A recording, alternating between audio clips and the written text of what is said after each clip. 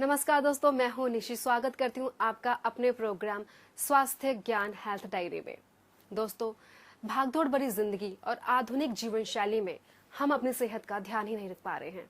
इसी वजह से हम कम उम्र में ही भयानक रोगों को आमंत्रित कर लेते हैं, जैसे कि मोटापा, डायबिटीज, हृदय रोग संबंधी बीमारियां हमारे शरीर को घेर लेती हैं, जिसकी वजह है हमारा खान पान और रहन सहन। तो दोस्तों, आज हम बात करेंगे अल्सरेटिव कोलाइटिस की। इस समय इस समस्या के समाधान के लिए हमारे साथ हमारे स्टूडियो में मौजूद है डॉक्टर विक्रम चौहान। डॉक्टर साहब, आपका बहुत बहुत स्वागत है हमारे प्रोग्राम में। तो आइए जानते हैं अल्सरेटिव कोलाइटिस के बारे में। तो डॉक्टर साहब, हमारे दर्शकों को ये बताइए, आखिर अल्सरेटिव कोलाइटिस क्या है? देखिए, अल्सरेटिव कोलाइटिस जो है बहुत एक ऐसी बीमारी है, भयंकर बीमारी जिसको कह सकते हैं। इसमें बड़ी आंत में छाले हो जाते हैं। जैसे आप म्यूकस मेम्ब्रेन में होते हैं ना, मुंह में छाले हो गए तो कितनी तकलीफदेह होती है वो। तो इमेजिन कीजिए कि बड़ी आंत, जैसे कि जब ये छोटी आंत खत्म होती है जहाँ पे, यहाँ से बड़ी आंत शुरू हो जाती है और ये असेंडिंग कॉलन होगी, ये ट्रांसफर कॉलन होगी और ये डिसेंडिंग कॉलन होगी। उसके बाद सिग्माइड और रेक्टम और एनल कनाल। उसमें अगर ये जो डिसेंडिंग कॉलन है, आमतौर पे ये बहुत बड़ा एक पाइप, बड़ी आंत बोलते हैं इसको, इसमें छाले हो जाते हैं। तो वो छाले जो हैं उनमें से बहुत ज़्यादा पेन होती है उनमें, और पेशेंट जो है वो बहुत धीरे धीरे उसको डिप्रेशन भी होने लगता है, क्योंकि बार बार उसको टॉयलेट जाना पड़ता है, बार बार ब्लड आता है। और हमने देखा है कि करीब कई ऐसे पेशेंट होते हैं 20-20 बार, 30-30 बार उनको टॉयलेट जाना पड़ता है। मतलब कहीं पे भी गए आपको, मतलब अपना जॉब भी खतरे में पड़ जाता है, ना आप काम कर पाते हैं, ना आप कहीं ट्रैवल कर पाते हैं, और जो आपका लाइफस्टाइल है बहुत ज़्यादा इफेक्ट होता है। तो अल्सरेटिव कोलाइटिस मेनली एक बड़ी आंत की डाइजेस्टिव सिस्टम से रिलेटेड प्रॉब्लम है। तो उसमें पेशेंट जो है वो बहुत गंभीर समस्या कह सकते हैं उसको। डॉक्टर साहब, हमारे दर्शकों को बताइए कि इसके लक्षण क्या होते हैं? अल्सरेटिव कोलाइटिस के, जैसे मैंने बताया कि पेशेंट जो है करीब 20 से 30 बार उसको टॉयलेट जाना पड़ता है, और आमतौर पे ये साल में 2 बार, 3 बार, 4 बार ऐसा होता है। पर जब एलोपैथी की दवाइयाँ खाते रहते हैं लोग, तो उससे कई बार जो है थोड़े लक्षण कम हो जाते हैं। स्टीरॉयड खाने पड़ते हैं, कुछ मेसाकॉल, एसाकॉल या इस तरह की दवाइयाँ, मेसालाजिन, ये सब दवाइयाँ खाने से होता क्या है कि कुछ समय के लिए कई लोगों का स्टूल रुक जाता है, पर फिर भी आमतौर पे पेशेंट जो है 3-4 बार, 5 बार तो जाता ही है। तो सबसे मेन इम्पॉर्टेंट इसका लक्षण है कि इसमें स्टूल जाना पड़ता है, बार बार टॉयलेट जाना पड़ता है, लैट्रिन जाना पड़ता है, और उसके साथ ब्लड आता है। हमेशा पेशेंट को कंप्लेन करेगा कि डॉक्टर साहब, जब भी मैं टॉयलेट जाता हूँ मुझे ब्लड आता है। और ब्लड इतना कई बार आ जाता है कि पेशेंट का हीमोग्लोबिन बहुत कम हो जाता है। उससे उसको इतनी वीकनेस हो जाती है, उसको चक्कर आते हैं, उसको थकावट होती है, और जो भोजन उसका पचता नहीं है, भोजन ना पचने की वजह से उसका जो है वेट धीरे धीरे कम होना शुरू हो जाता है, और उसको बहुत ज़्यादा कमजोरी आ जाती है। आपको देखने, हम तो पेशेंट को देखने से ही बता देते हैं कि इसको क्योंकि मेरे पास बहुत अल्सरेटिव कोलाइटिस पेशेंट आते हैं, तो देखने से ही पता लग जाता है। बहुत वीक हो जाते हैं पेशेंट, वेट बहुत कम हो जाता है, बाहर गिरने लग जाता है।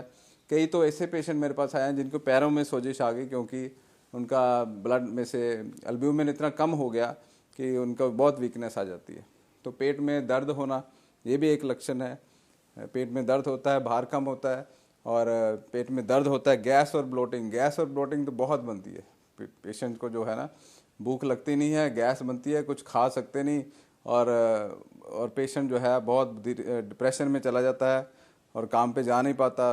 लाइफस्टाइल बहुत डिस्टर्ब हो जाता है, नींद भी उसकी कम हो जाती है। तो इस तरह से बहुत सारे इसके लक्षण इस तरह के देखने को मिलते हैं। तो डॉक्टर साहब, हमारे दर्शकों को बताइए कि इस रोग को आयुर्वेद चिकित्सा पद्धति द्वारा किस तरह से ठीक किया जा सकता है?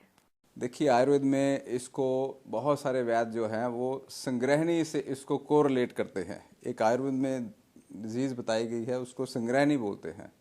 तो संग्रहणी के साथ इसको कोरिलेट किया गया है। परंतु मैं जो अपना मेरा एनालिसिस है, या मैंने जो आयुर्वेद में स्टडी किया, तो मैं इसको आमातिसार, पित्तातिसार और रक्तातिसार, इसकी सन्निपातज अवस्था समझता हूँ। यह केवल संग्रहणी नहीं है, संग्रहणी का भी बिगड़ा हुआ रूप है। संग्रहणी तो आमतौर पे उसको आईबीएस के साथ हम कंपेयर कर सकते हैं, क्योंकि मैंने देखा है संग्रहणी में जो है ये सारे सिम्टम्स होते हैं। पेट में गुड़गुड़ होती है, पेट में गैस बनती है, और उसको IBS के साथ कंपैरिजन करना चाहिए, जबकि अल्सरेटिव कोलाइटिस एक फर्दर स्टेज है, उसका भी बिगड़ा हुआ रूप है, तो उसको हम पित्तातिसार या रक्तातिसार कह सकते हैं। तो इसका आयुर्वेद में बहुत ही अच्छा उपचार है। इसके ऊपर तो मैं कहूँगा कि सभी वैद्यों ने तो रिसर्च की हुई है काफ़ी, परंतु एलोपैथी के डॉक्टरों को भी इस पे काफ़ी रिसर्च करनी चाहिए। हमारे आयुर्वेद में ऐसी ऐसी जड़ी बूटियाँ हैं जो अल्सर्स को ठीक कर सकती हैं, जो ब्लीडिंग को रोक सकती हैं, जो कि इमीडिएटली उसको स्टूल को है, मल जो है वो बंद के आने लगता है। हमारे पास ऐसी जड़ी बूटियाँ हैं आयुर्वेद में जिसमें जो है, जिसको वत्सक बोलते हैं, कुटज बोला गया है। कुटज जो है उसका लैटिन नेम ही हेलोरिना एंटी डिसेंट्रिका, इसका नाम ही एंटी डिसेंट्रिका है, तो वो तो डिसेंट्री को ख़त्म करेगा ही करेगा, तो वो मल को बांध के रखता है। इसमें बहुत सारी और चीज़ें प्रिकॉशन रखनी पड़ती हैं, जैसे कि दूध और दूध से बनी चीज़ों का प्रयोग बिल्कुल बंद कर देना पड़ता है, कम नहीं करना। दही इसमें अलाउड है जो अल्सरेटिव कोलाइटिस है, परंतु जैसे दूध हो गया, पनीर हो गया, मक्खन हो गया और आपका ये लस्सी हो गया। कई वैद्य जो है आयुर्वेद में तक्कर का प्रयोग बताते हैं संग्रहणी में तक्कर का प्रयोग ठीक है, परंतु अल्सरेटिव कोलाइटिस में जो मेरा अनुभव है उसमें भी बहुत सारे लोगों को 90% पेशेंट्स को लस्सी जो है सूट नहीं करती है।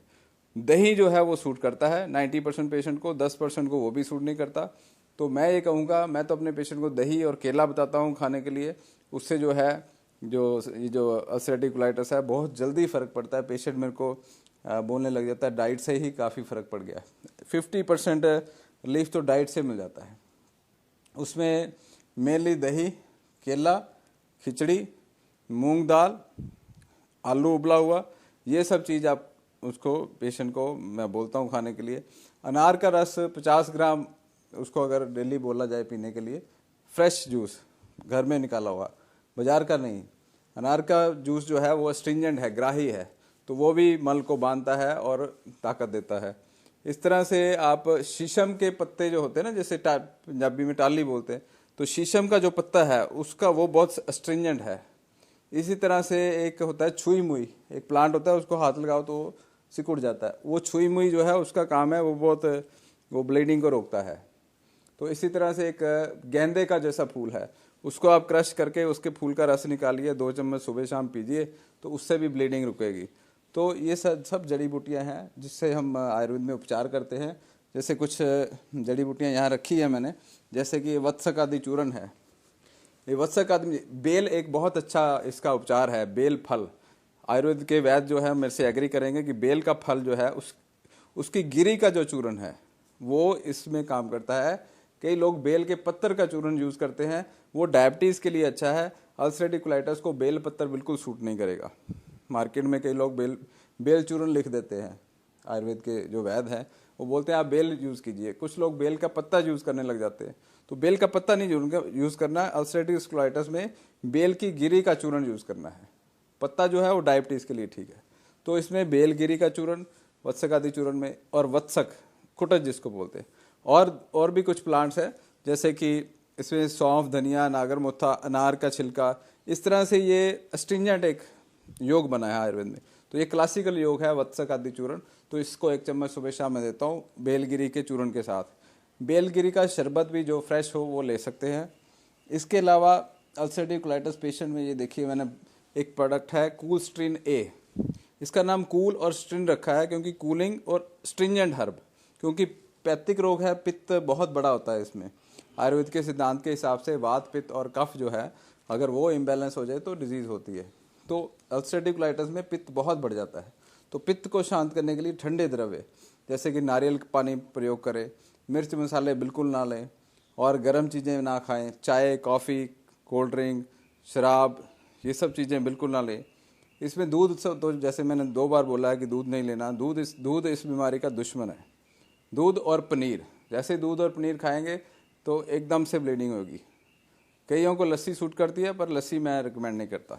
तो ये मैं बता रहा था, इसमें गेंदे का फूल, उसका एक्सट्रैक्ट, और इस तरह से और भी जो बोला था अनार का, और अर्जुन बहुत अच्छा है। अर्जुना जो है मैं यूज़ करता हूँ क्योंकि अर्जुन भी शीत विरेय द्रव्य है। शीत विरेय द्रव्य मीन्स कि ठंडक पहुँचाने वाला। ये देखिए, अर्जुन तो आमतौर पे हार्ट में यूज होता है। अर्जुन का वृक्ष की छाल जो है हृदय रोगों में बहुत यूजफुल है, क्योंकि शीतवीर्य है, ब्लड प्रेशर भी कम करता है। तो ये हृदय रोगों के अलावा अस्ट्रिंजेंट होने की वजह से व्रण रोपण भी है। एक तो जख्म को ये भर देता है और ठंडक डालता है और ब्लीडिंग को रोक देता है। तो ये भी एक ब्लड को रोकने के लिए अर्जुना मैं यूज़ करता हूँ। इसके अलावा जैसे मैंने बताया, पित्त को शांत करने के लिए हम लोग यूज़ करते हैं मोती पिष्टी हो गई। जो मोती होता है ना, बहुत ठंडा होता है। आपने एस्ट्रोलॉजी में सुना होगा कि पंडित बोलते हैं यार इसको बहुत गुस्सा आता है, इसको मोती पहनाओ गले में, इसके मोती पर, ताकि ये ठंडा रहे, शांत रहे। तो हम आयुर्वेद में मुक्ता पिष्टी प्रयोग करते हैं। तो इस जो प्रोडक्ट है, मोस्टली वैद्य जो हैं अपने क्लिनिक में जो ऐसे पेशेंट होते हैं जिसको पित्त बड़ा होता है, उसको मुक्ता पिष्टी, प्रवाल पिष्टी, जैरमुरा पिष्टी, अकीक पिष्टी, कामदूदा रस, मुक्ता पिष्टी, गिलोय सत्व, ये सब कॉम्बिनेशन बना के पुड़िया में देते हैं। तो हमने इसको क्या किया, इसकी पुड़िया के बजाय इसका वेजिटेरियन कैप्सूल्स में इसको डाल दिया, तो ये पित्त को शांत करने की एक औषधि बन गई। तो ये भी एक उसके लिए बहुत अच्छा है। तो इस तरह से ये बेल की बनी हुई टैबलेट है, तो मोशन स्टॉप इसका नाम है। तो ये मैं कॉम्बिनेशन देता हूँ। कूस्टिन बी है, जिसको बहुत ज़्यादा ब्लीडिंग हो रही है, पेशेंट 30 बार 20 बार टॉयलेट जा रहा है, उसको ये दोनों कॉम्बिनेशन देता हूँ, ए और बी का। ये जो वसाका है, ये आमतौर पे कफ की दवाई है, परंतु ये इसके बारे में आयुर्वेद में लिखा है कि ये जो भी ब्लीडिंग हो रही हो कहीं से भी, तो उसको ये शांत करता है। तो ये भी उसी लिए इसको, क्योंकि ये भी शीतवीर्य औषधि है, तो वासा इसको बोलते हैं। तो इस तरह से कॉम्बिनेशन ऑफ हर्ब्स, इसका मिक्सचर मैं यूज़ करता हूँ। कुटज घन वट्टी, ये बहुत इंपॉर्टेंट है। यहाँ पे मेरे ख्याल से कुटज घन वट्टी है, ये है। तो कुटज एक वृक्ष है जिसकी छाल प्रयोग करते हैं हम मोशन को रोकने के लिए। किसी को 10 बार 20 बार टॉयलेट आ रहा है तो वो एक खाएगा, हेलोरिना एंटी डिसेंट्रिका की टैबलेट है, उसके सत्व से बनाई हुई है। तो ये विद इन ये सारा कॉम्बिनेशन 5-7 दिन में असर दिखाना शुरू कर देता है। तो कोलाइटिस जो पेशेंट हैं उनको मेरा ये मैसेज है कि घर में भी बैठे अगर आप थोड़ा सा अनार के छिलका, अनार तो आपने वैसे रस निकाल के पी लिया, पर उसका जो बाहर का छिलका है उसका काढ़ा बना के रोज़ पिया करें। तो काढ़ा तो आपको, अनार तो पूरे वर्ल्ड में अवेलेबल है, उसका काढ़ा पीने में कोई प्रॉब्लम नहीं है उससे आपको। और अगर पेट में गैस बनती है तो सिंपल जीरा, सौंफ और अजवाइन 1-1 चम्मच लेके उसका काढ़ा बना के वो उसको छान करके आप पिए। उससे गैस, किसी भी तरह की गैस हो, किसी भी वजह से हो, चाहे कोलाइटिस की वजह से, चाहे आईबीएस की वजह से, या वैसे ही गैस्ट्रिक प्रॉब्लम हो, तो जीरा, सौंफ, अजवाइन के काढ़े से ठीक हो जाएगी। अल्सरेटिव कोलाइटिस मेरा एक्सपीरियंस है, इवन मैंने देखा है कि 2 साल 5 साल के बच्चों को भी मेरे केसेस देखे हैं। तो इसकी कोई एज लिमिट नहीं है, यूजली मिडिल एज के लोगों में ये आमतौर पे पाया जाता है। मेरे पास जो पेशेंट ज़्यादातर आते हैं वो 20 साल की उम्र से लेके 40 की उम्र के बीच के पेशेंट आते हैं, पर बहुत सारे बच्चों को भी मैंने देखा है। 10 साल की उम्र के बच्चे हैं, 8 साल की उम्र। रिसेंटली मेरे पास एक पेशेंट था, 2 साल की उम्र का बच्चा था। तो मेल और फीमेल दोनों को हो सकता है। इसको मॉडर्न मेडिकल सिस्टम में तो बोलते हैं कि ऑटो इम्यून डिसीज़ है, कि हमारी बॉडी की, हमारी अपनी ही आर्मी हमारे जो बड़ी आंत के सेल्स हैं उसके खिलाफ हो जाती है। तो उसमें तो फिर अल्टीमेटली इम्यूनोसप्रेसेंट स्टीरॉयड्स वगैरह दे के तो उसको सर्जरी बोल देते हैं कि आपको यहाँ इसको काट के उसका पूरे वर्ल्ड में क्योर नहीं है। इसके बारे में ये है एलोपैथी में कि इसका क्योर नहीं है। तो आयुर्वेद में हम इसका क्योर मैं देख रहा हूँ।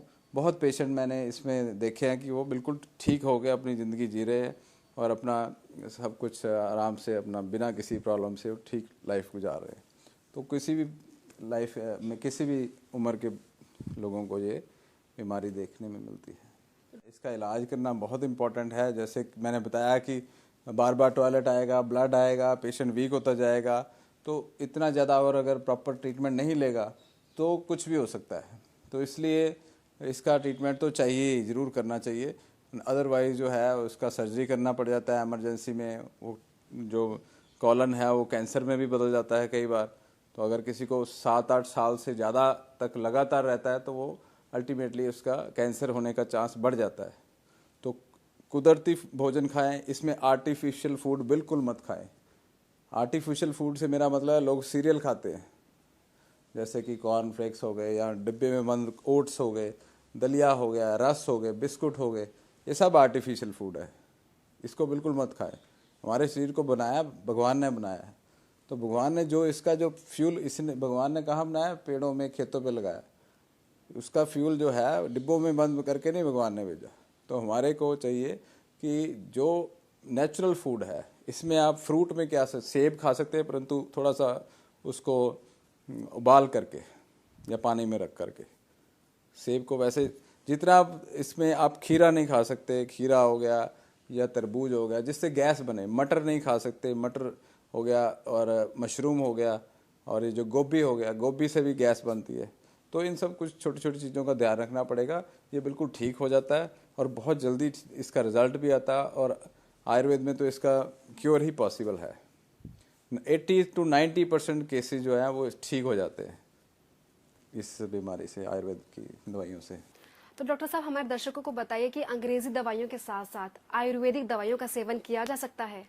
बिल्कुल हो सकता है। इसमें मैं क्या करता हूँ, जैसे पेशेंट आते हैं तो वो एलोपैथी की दवाइयाँ खा रहे होते हैं, बहुत हाई डोज में दवाइयाँ खा रहे होते हैं, मैसाकोल खा रहे होते हैं, एसाकोल खा रहे होते हैं, और ये जो वेगाज खा रहे होते हैं, इस तरह की दवाइयाँ, एजाथियोप्रिन खा रहे होते हैं, एजोरैन जिसको बोलते हैं, अनीमा भी ले रहे होते हैं मैसाकोल का। तो वो मैं क्या करता हूँ, साथ में जब ये दवाई देता हूँ इससे इमीडिएट रिलीफ मिलता है विद इन 1 वीक। और साथ में जो परहेज बताता हूँ 1 वीक में पेशेंट 10 डेज 15 डेज में बोलता है कि मैं काफ़ी फ़र्क है। तो 1 महीने बाद मैं फिर उसकी दवाई धीरे धीरे उसके स्टीरॉयड्स हो गए वो कम करना शुरू करता हूँ। शुरू में उसको दोनों दवाइयाँ कहता हूँ कि आप साथ में लेते रहे, और साथ में लेने से उसको पहले तो उसका वो कंप्लेन करता है कि सर मैं एलोपैथी दवाई ले रहा हूँ, फुल डोज में ले रहा हूँ, पर उससे कोई फ़र्क नहीं पड़ रहा। तो फिर मैं जब साथ में ये देता हूँ तो पेशेंट बोलता है मैं आप काफ़ी फ़र्क पड़ गया है।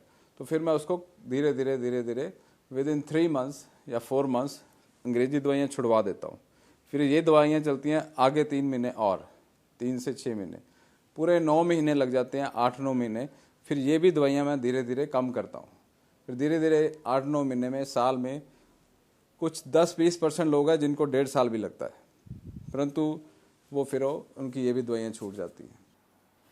डॉक्टर साहब, अल्सरेटिव कोलाइटिस से पीड़ित रोगियों को आप क्या मैसेज देना चाहते हैं? मैं यही मैसेज देना चाहता हूँ कि प्रकृति में बहुत हमारे लिए बीमारियों से लड़ने के लिए बहुत कुछ है। बीमारियों से बचाने के लिए भगवान ब्रह्मा ने इस सृष्टि को जब रचा था तो भगवान ब्रह्मा ने ही ये जड़ी बूटियों की उत्पत्ति साथ में करी थी कि आपको कभी कोई ज़रूरत पड़े तो इनका प्रयोग करें। तो हमने क्या किया, हमने बहुत आर्टिफिशियल फूड बना लिया है। तो आर्टिफिशियल फूड से बचें, नेचुरल फूड खाएं, और ये जड़ी बूटियों का प्रयोग रेगुलर लाइफ में करें। इससे आपको बीमारियों से निजात मिलेगा। तो दोस्तों, उम्मीद है कि डॉक्टर द्वारा बताई गई सभी आवश्यक जानकारियां आपने नोट कर ली होंगी। तो कल फिर हम इसी समय इसी वक्त आपके सामने एक नई समस्या के समाधान के साथ हाजिर होंगे।